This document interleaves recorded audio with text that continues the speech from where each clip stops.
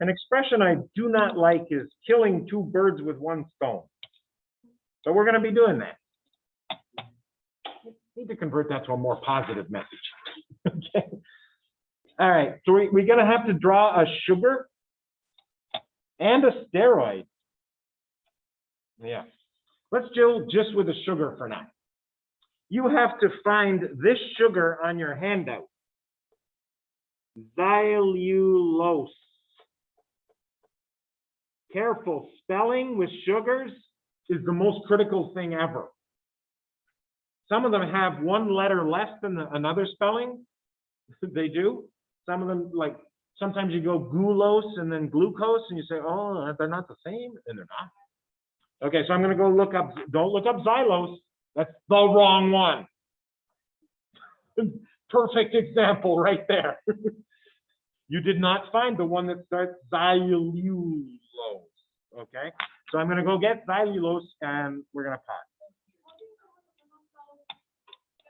We're back, and we are going to, we have xylulose right here.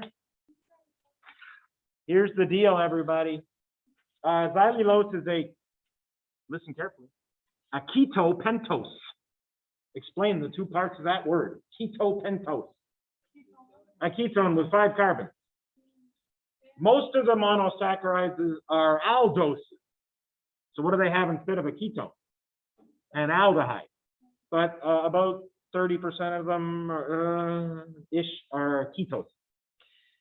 Regardless of which sugar you just picked, you're drawing this picture. This picture you burn into your brain. That orientation only. Don't draw it any other way. It's like you drew a pentagon with a corner missing, right? Oh, in fact, there. Draw exactly a pentagon with a corner missing and put the carbonyl on the far right. Got it? So that's step 1. Step 2, the stereocenters. Can you remember this expression? You're down right. Like you're darn right. You bet I'm right. You're down right.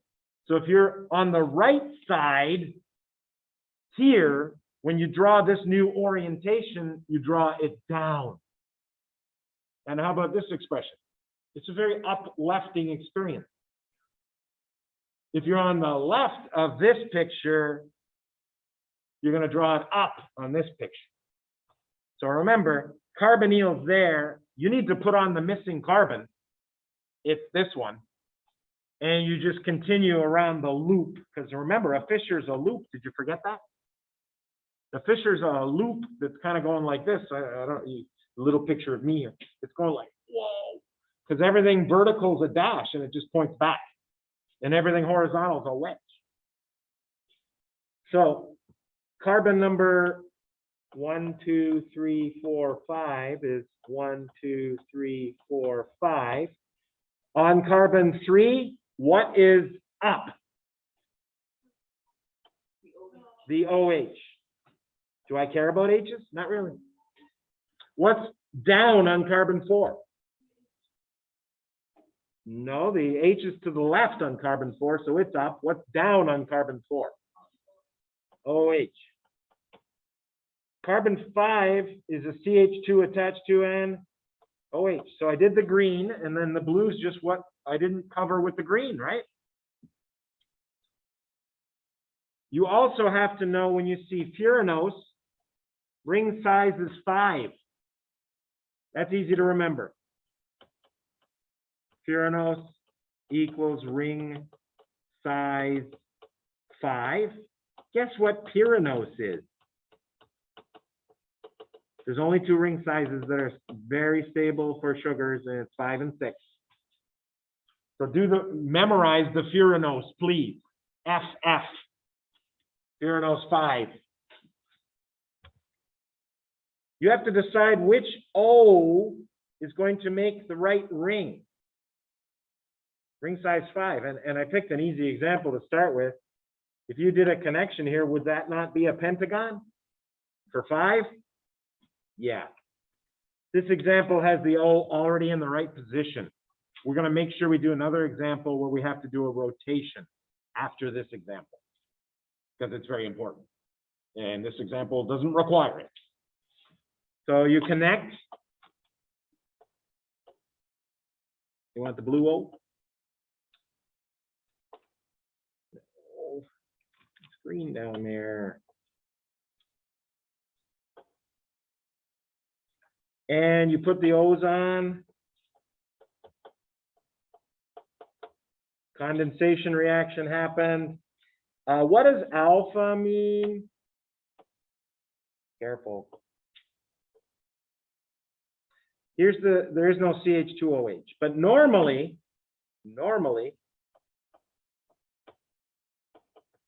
in a sugar,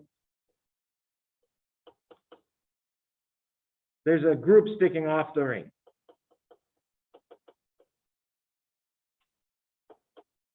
But missing here.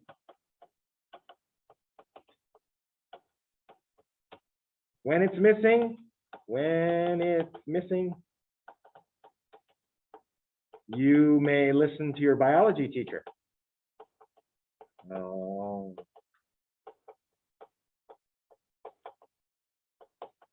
Now, they did say that alpha was down and beta's up. Otherwise, you got to use the cis-trans definition. Cis to the CH2OH is beta. Trans to the CH2OH is alpha. We don't have a CH2OH. We can't do that. Okay, so we go back to this is a default. And it's got a flaw, but you don't need to know that. So alpha means down. Here's the anomeric O.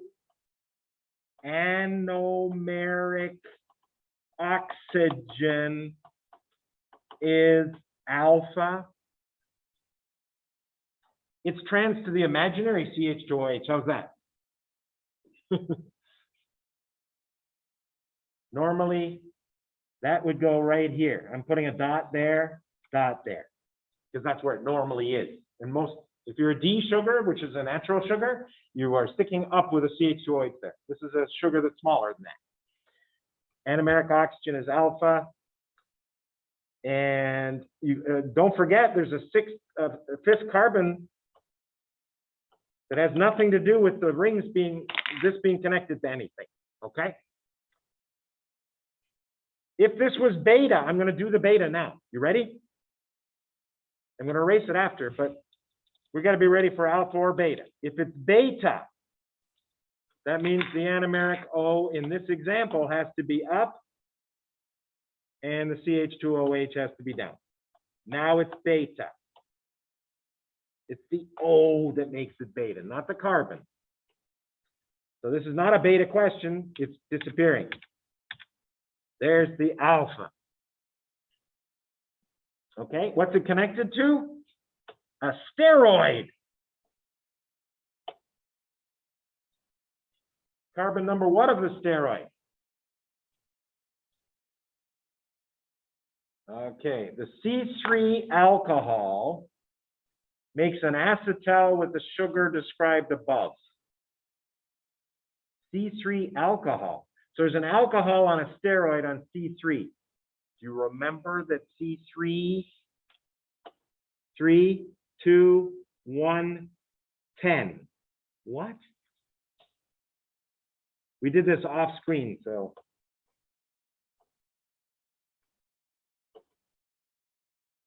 Should be able to draw those rings because it goes 1, 2, 3. You okay so far?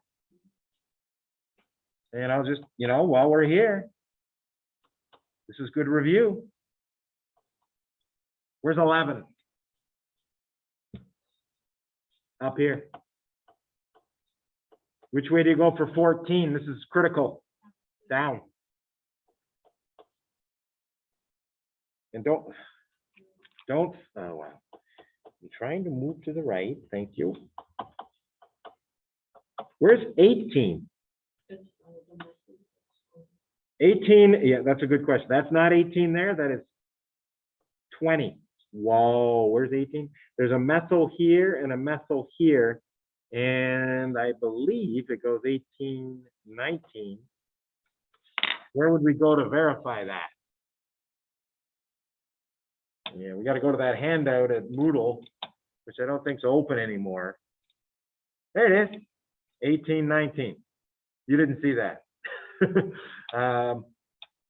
I gotta go stop share screen. There's the handout. You have to know this handout, okay? And we're stopping that. 1819, there's your 20, and then 21 is a methyl, and then the rest of the stuff. Stop share screen, come back to starboard. And it doesn't say how big our steroid is. Steroid ends at C27. It has both 24.1 and 24.2. What does that mean? 24.1 and 24.2. 24.1, 24.2. Sounds like a football play calling. This is a very rare steroid that has groups on 24. And if it does, they're called 24.1 if there's just one group. And if there's a second, you also have 24.2. So they're not normal. That's the blues are the normal methyls. This is a weird methyl. It's an ethyl. Okay. So we're going to go to, it looks like 27 is the end of a complete steroid, right? Make it happen. So 20. 21 is the methyl off of here. 21, 22, 23, 24, 25, 26, 27. And if you guys can remember, it's a terpene up there. In fact, steroids have terpene-like characteristics. 1, 2, 3, 4, 1, 4, 3, 2, 1. Good. So 21, 22, 23, 24. Is there anything special on 24? Oh, wow. 22, 24. Yeah, there's 24.1, 24.2. Oh, boy. I can't get a 2 in there. Looks like 242. How appropriate. That's us. 25, 26, 27. Yeah. Is that right? Methyl 28? Doesn't say there's 28. Did I do something wrong? Yeah. Stopping the share. Where are we? Please, how do I stop it? I don't think I have Zoom going. No, we're recording. Sharing our screen, going to the doc. Here, 24, 25 has 26 and 27. I got one too many carbons. 22 was meant the same thing. The number. Oh, no, 20, 21, 22. Yeah. Did I miss the number 22 on mine? 20, 21, 22. Oh, no, that's 22. That's 22. Not there. Yeah. Oh, boy, oh, boy, oh, boy. That's good practice, though. So that's got to be 22. 2, 3, 4, bet. 5, 6, methyl. I think I can just leave it like that. But, you know, there's 24.1, 24.2, there's 25 with 26 and 27. We're good? And anything else on this thing? C18 is a carboxylic acid. Oh, okay, go to C18 and make it into a carboxylic acid. Yeah, functional groups. CO2H for 18, right? And what else? C19 is an aldehyde. That's an easy fix, huh? And steroid ends at 27, 24. There's a meta 2-pyridyl phenyl on 11. What? Meta 2-pyridyl phenyl on 11. So phenyl's attached to 11. You got that? And you're going to put a 2-pyridyl on the meta position. Okay. So phenyl's attached with a 2-pyridyl on the metal position. C11. That's a lot to remember, right? It's getting hard. I'm going to put it in red. I don't know. We just kind of do the biggest bond ever down here. That works, right? And what position has a group on it? It's meta, right? So ortho meta and pyridyl means, you guys were good on this test doing this. 1 is the nitrogen and 2 is the next carbon, right? Pyridine. Attached to carbon 11. All right, what else we got? Alkenes between C4, 5, 6, 7, 8, 14. 4, 5, 6, 7, 8, 14. 4, 5, 6, 7, and 8 bonded to 14. Oh, it's going to look pretty ugly. I'm sorry. Oh, there it is. That's okay. Purple and blue aren't exactly the same. And as well as C20 and 22. C20 and 22. 20, that's 22. Right there. And it gets more fun than that. There's a gamma lactone. What? Between an oxygen on C23. Put an oxygen on C23 before you do anything else. So I need 23. This ain't going to be pretty, but. And that's going to connect to an ester. Yeah, an ester, because lactone cyclic ester. On what carbon number? Which is a carbonyl. 21. Wait, lactone between oxygen on C23 and C21, which is a carbonyl. C21 is a carbonyl. This is going to look pretty weird. Carbonyl. And that's the O that makes an ester. Oh, it's going to be a curved bond. I hate those. Does that work for you? Doesn't work for me very well. That's a good move. I like your move. Can I just do that? Sadly, I want to control Z. Control Alt. Need more room, but not much. And she said, move the green O to the top. Great suggestion, by the way. Move the green O to the top and attach it to the carbonyl after you rotate the carbonyl away from it. I should have just redrawn it. There's the ester, right? That's a lactone. There's a lot to this question, but none of it's really hard.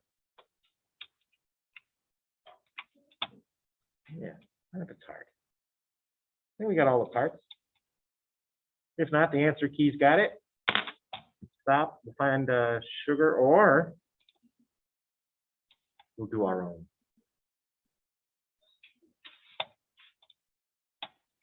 Nope, this one. I think we still got a video running. Stop share. And we're going to stop our video.